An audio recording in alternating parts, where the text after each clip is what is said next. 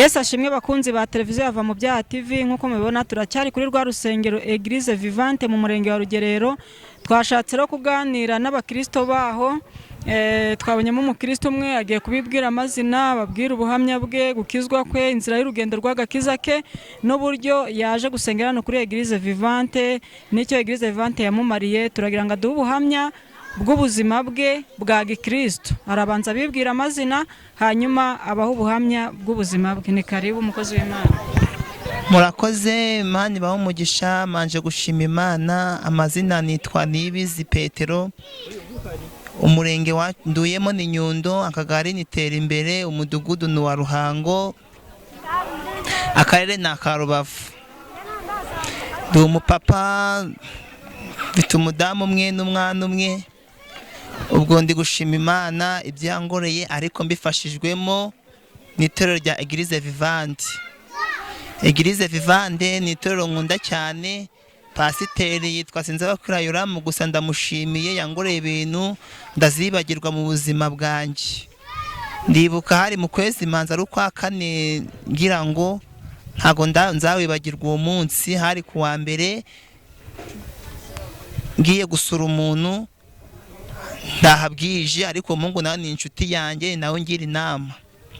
Nagezeyo, mu kugerayo turaganira, mu gutaha ndaha umutwe urukuru. Ngeze mu rugo mbwira umudamu wanjye ati umutwe urukuru. Arambwira ngo mbese uvuye he? Ndamubwira ati mvuye kwa Tuye, ariko nta kintu nigeze njya mu nzira.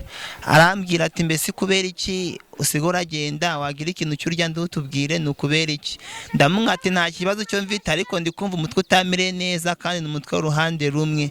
Mbo twararyamye, umutwe wangu utujije. Saa sita z'ijoro ndahaguruka cyane, mfungura inzugi zose, ndasohoka. Umudamu wanjye ku rugo rwari rwananiye rw'imbere atafunga, ajya guhamagara abo mu rugo. Mu rugo haje mama wanjye, haza na mushiki wanjye.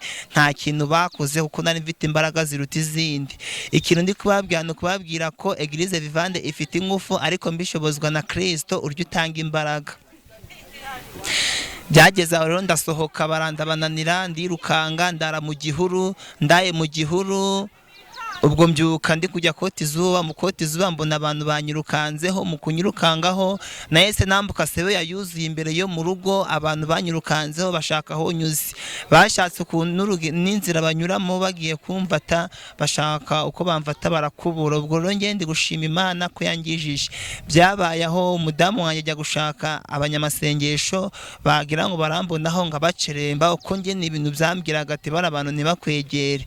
Ibyo byarabaga ngigendera, sinangiye n'amagambo ngo mvugana nabo. Sinzi ukuntu bambonye, nagiye kureba umuhungu inshuti yanjye yitwa Tuyizere, ni mu ngwa mudugudu, yiga mu Kanama mu mwaka wa 5. Ubwo ni wangiriye inama cyo kora, niwe nerekeragayo akambaza, nanjye ngamusubiza. Bigera igihe mubwira ati ndi kumva byakomeye, no gucya ngiye kwigendera, njye kwiyahura mu Kivu. Arangije akanzigasira mu rugo, bagerageza kuza kumfata. Baje kumfata banjyana mu rugo iwacu kwa mere. Banshize mu rugo iwacu kwa mere, kubera ko imbaraga z'Imana ziruta izindi. Bafashe umugozi gwa masino umwe bagiye bazirikisha inka umwe w'umweru, banzirika amaboko bayazirikira inyuma, n'amaguru barayazirika barayakanyaga, banjyamisha muri saro ku mukeka mu nzu ya mere. Barangiye bigeze nga saa 8, numva ijwi rikumbwira ati hambura ibyo bintu birorohereye. Sinzi ukuntu nahinanye amaboko, mbambura wa mugozi w'amaboko, mbambura n'uw'amaguru, ndagenda.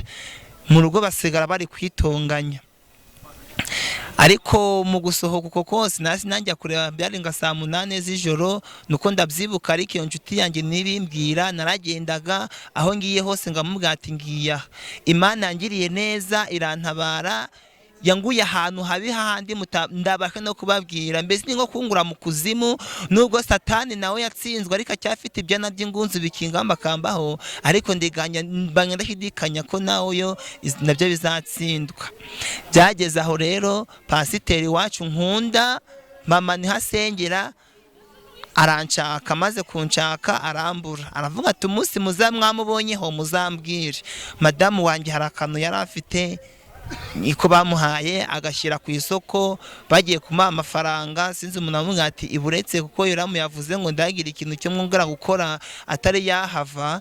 cyokora mw'uwo munsi baramfashe bangira mu nzu nayo ifunze n'inzu y'iwanje ifunze. Noneho uwo mudamu wanjye mu gihe agiye kuzana amafaranga mera aramubwira ati oya ibyo ntabwo ari byo, uretse Yoramu yaraje aransengera, niyo mpamvu ndi gushimira Eglise Vivane yaranzengeye. cyo kuri abantu bari bandimo narababonaga n'abandi bose ndagenda babona, abazimu bari barenze hafi 1000 bari bandimo. Nagiye nambaye ibirenge, nta pantaro nzima nari nambaye yari icitse, nta hejuru nari mfite, nararagiyo n'ibirenge.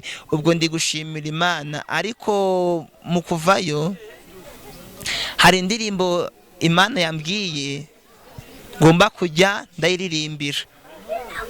Ubwo rero kuyiririmba byaba ari nyiririmbye byaba ari byiza.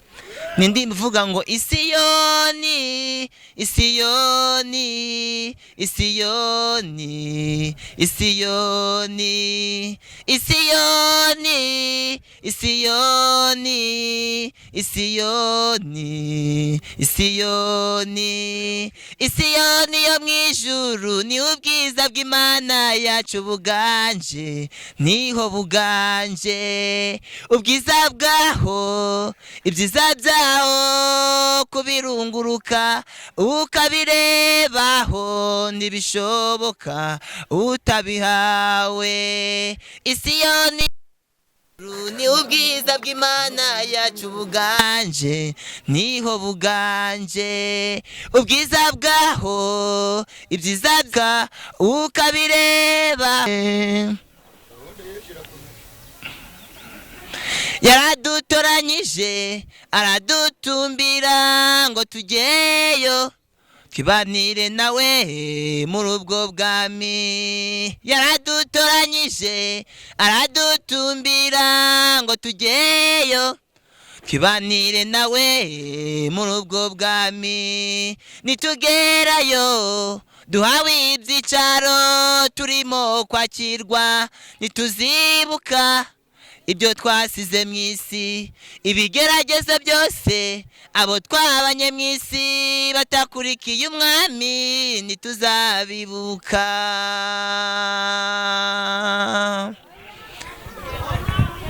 Murakoze cyane. Turagira ngo pasiteri wasengeye uyu mugabo ubwo bari bamwoherereje abadayimoni bakamuhindura umusazi, turagira ngo nawe asuhuza abakunzi ba televiziyo VAMUBYAHA TV, abahe na nimero ye kugira ngo abandi bashaka gusengerwa bajye bamutelefona. Murakoze cyane. Nitwa Sinzabakira Yoramu, ndi umushumba wa Eglise Vivande mu karere ka Rubavu na Rutsiro. Ndi umukozi w'Imana, ndi umunyamasengesho. Uyu nasengeye yitwa Niyo. Mu kwa kane k'uyu mwaka yarasaze agwara ibintu by'ibisazi barabimuterereza abarozi, ariko ndamusengera arakira. Byari ibintu bidasanzwe, yacaga mu mazi bamuhogeshaga ingoyi, ariko naramusengeye arakira. Ubu ari gushima Imana, ari kuvuga imbaraga z'Imana. Imana ishimwe rero, kandi Imana ihabwa icubahiro. Nimero za telefone ni 07 8 57 31 68 5. Imana ibahe imigisha cyane. Murakoze cyane bakunzi ba televiziyo VAMUBYAHA TV, tuvuye muri cya giterane turatashye. Imana ibahe umugisha, mwabanye natwe kandi dushimiye na Eglise Vivante twakiriye. Bye bye, shalom shalom, naho ubutaha. Amen. Shalom.